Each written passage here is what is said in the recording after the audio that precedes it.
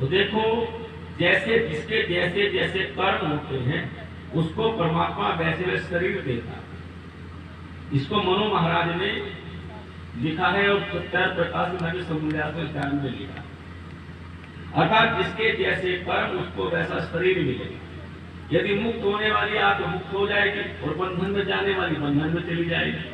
हाँ, भूत कोई आत्मा नहीं बनती, प्रेत कोई आत्मा नहीं बनती, ये ध्यान देना। ना कोई आत्मा किसी सता सकती है। और ध्यान दे लो, बिना शरीर के आत्मा कोई कर्म नहीं कर सकती। यदि बिना शरीर कर सकती, शरीर धारण करने की आवश्यकता नहीं। अब मुझे सुनो, इधर बात इधर आ जाओ, नेटवर्क से क्या हो। अब विचार करके बताओ मुझे, जब बिना शरीर के आत्मा कुछ कर्म नहीं कर सकती तो बोलो फिर भूत क्या कर्म करते हैं? भूत होती नहीं आत्मा। जब भूत को योनि नहीं है, शरीर ही नहीं है। इसलिए सब भ्रांतियां समाज के भीतर है। ये दो कर्म होते हैं, जैसा जिसका कर्म है उसका फल। तब लिखा स्वतंत्र ने सती मूल्य तत् विपाक जाति आयु हो।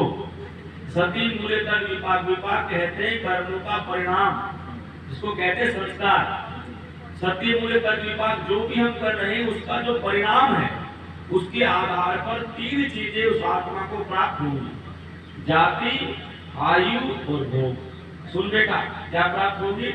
जाति, आयु। जाति में जो शरीर, आयु में उसमें आयु कितनी है, और भोग अर्थात उसका भोग, जैसे कुत्ते का भोग है, शेर का भोग है, मनुष्य का भोग है। भोग में भोजन, उसकी सामग्री उसको मिलेगी। तीन चीज उसको उन कर्मों के आधार पर मिलेगी जो पहले उसने की, जिसको हम प्रारब्ध कहते हैं। उसके आधार पर जन्म होगा।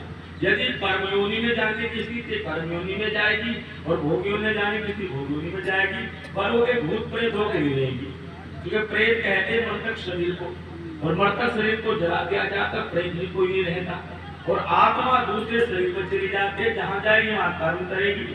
इसलिए कोई भूत योनि दुनिया में नहीं होती। इसलिए भूत प्रेत का बहकावा मात्र है, ये सिद्धांत की बात नहीं।